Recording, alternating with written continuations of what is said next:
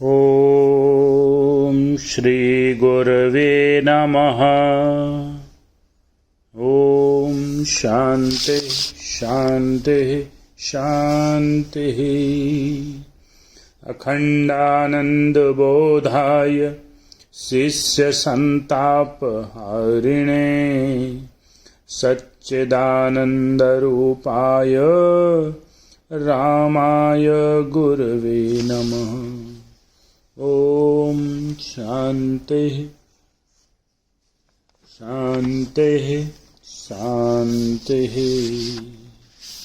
प्रणाम भगवान। स्वामी राम तीर्थ जी के ग्रंथ वेदांत शिखर से, जिसका अध्याय है दृष्टि सृष्टिवाद और वस्तु सत्तावाद का समन्वय। कल के एपिसोड में बात चली थी कि हीरा ही होता है, हीरे की दमक कहीं नहीं जाती, चाहे लोग उसे उठाकर अपने मस्तक पर धारण करें अथवा पूर्णतया उसकी उपेक्षा करें। हीरे का इससे कुछ बनता बिगड़ता नहीं। अब आगे विषय जरा कठिन है, किंतु यदि आप एकाग्र होकर बारीकी से उसे सुनेंगे तो समझ भी सकेंगे। ऐसा न सोचिए कि ऐसे दुरूह दार्शनिक और विचारात्मक विषयों पर बोलना व्यर्थ है। हमें इनकी जरूरत नहीं। हमें तो ठोस नगदी चाहिए। हमें तो कुछ व्यवहारिक विषय चाहिए। राम पहले व्यवहारिक विषयों पर भाषण करता रहा है, किंतु विचारात्मक और सिद्धांतिक विषयों की भी जरूरत होती है। कोई भी तथ्य, कोई बात ठीक ढंग से समझने के लिए उसका रहस्य बतलाने वाला एक यथार्थ मंतव्य होना ही चाहिए।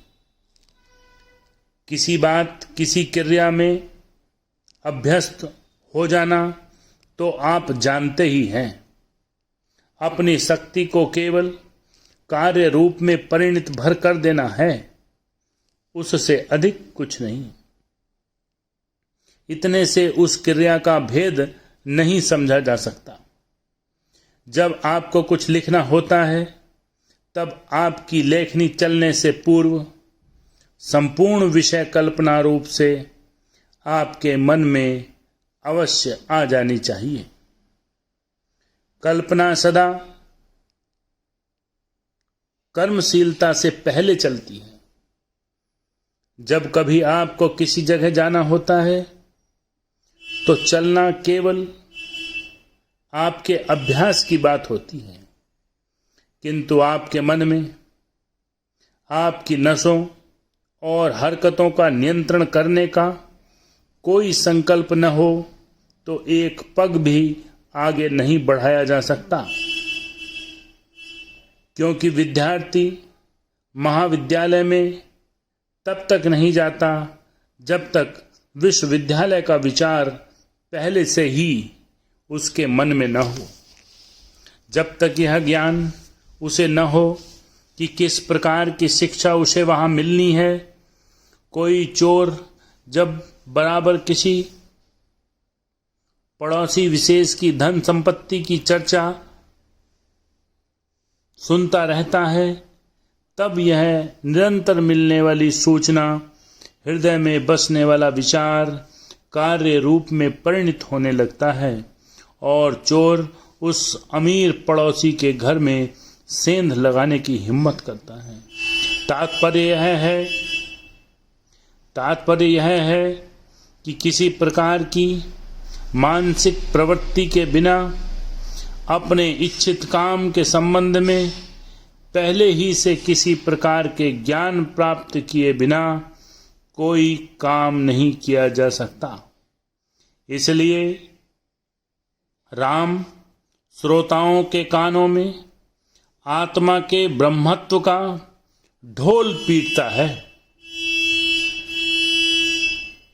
निरंतर हृदयों में इस तथ्य को उतारने का यत्न करता है, जिससे यह बात दिन प्रतिदिन आपके हृदयों में घर करने लगे, आपके मनों में हर घंटे बैठने लगे, तब आप देखेंगे कि मनोविज्ञान के नियमों के अनुसार यह मानसिक क्रियाकलाप जो व्यर्थ की कल्पना जल्पना जान पड़ती है,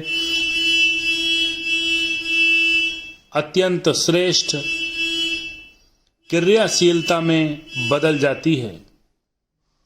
आप देखेंगे कि आपका यह ज्ञान परमानंद और परम कल्याण के रूप में परिणित हो रहा है।